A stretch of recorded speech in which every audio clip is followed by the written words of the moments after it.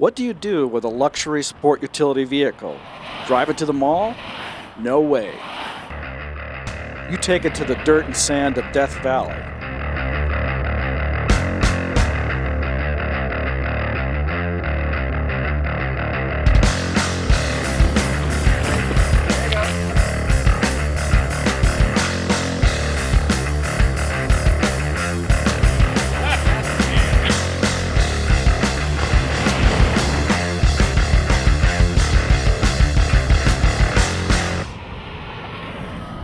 Well, gathered here are three of the best grit tamers in their class. Land Rover's LR4 is new for 2010, a thorough revise of the maker's LR3, which won our 2005 Sport Utility of the Year award. Improvements include a revised suspension, enhanced terrain response system, a gorgeous cabin, but the big news is under the hood. A new Jaguar-sourced direct injection double overhead cam 5-liter V8, making 375 horsepower. Another sport utility winner is the unibody Mercedes-Benz GL450, a velvet-cloaked bruiser with a stout 4.7-liter V8 and a superb 7-speed automatic.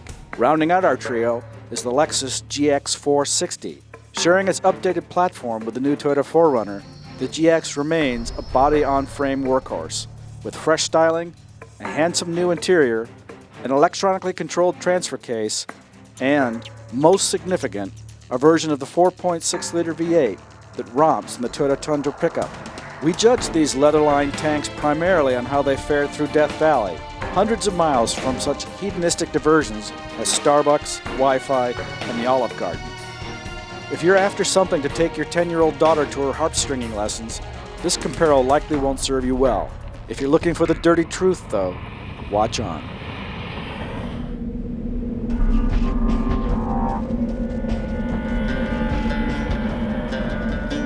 All three of our players offer more off-road competence than most asphalt avoiders will ever use.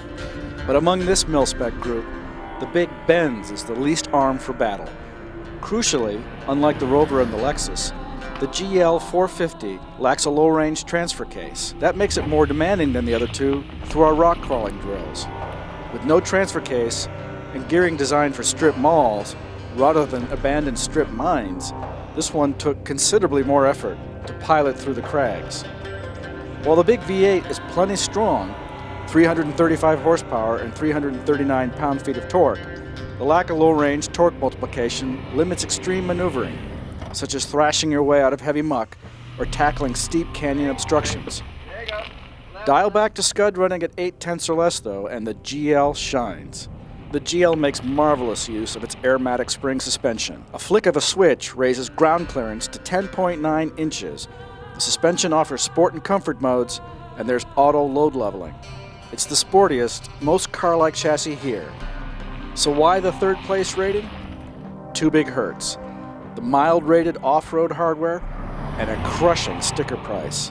Base sticker for the GL450, $61,825. which outprices the Lexus by nearly $9,000. Outfitted with all the extras, our tester checked in at $68,485, topping the field by nearly $11,000. This is a useful, functional, capable, and still handsome 7-passenger SUV, but it's just too pricey.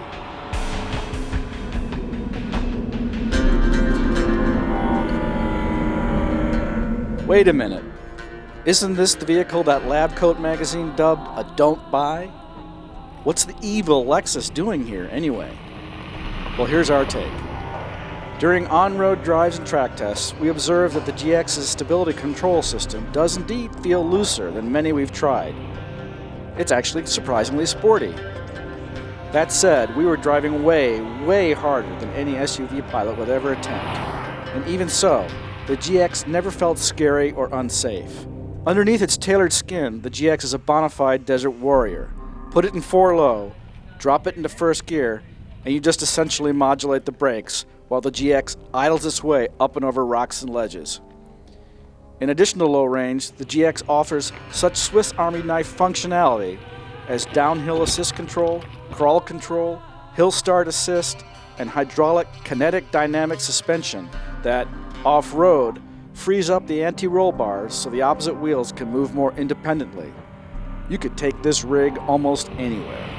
Add a silky V8, a smooth 6-speed automatic, every imaginable electronic luxury, a great ride, group high fuel efficiency, and strong value, just $57,619 as tested, and the GX acquits itself well indeed. In fact, it might have finished first were it not for two drawbacks: a third-place tow rating of just 6,500 pounds, and, more important, just 34 cubic feet of cargo room behind the front seats and a very tight third row.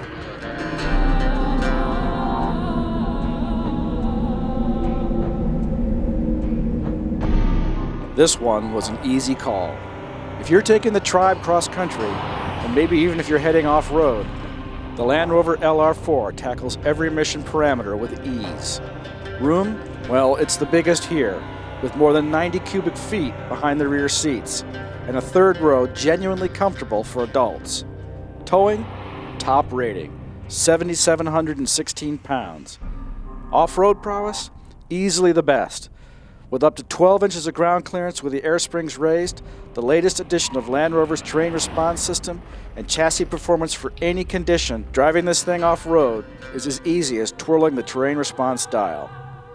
In this vehicle, your conqueror or all you see. The view is incredible too through those huge windows. When the tough stuff comes, this is the one all the drivers fought to drive. Yet the LR4 remains thoroughly refined on-road too.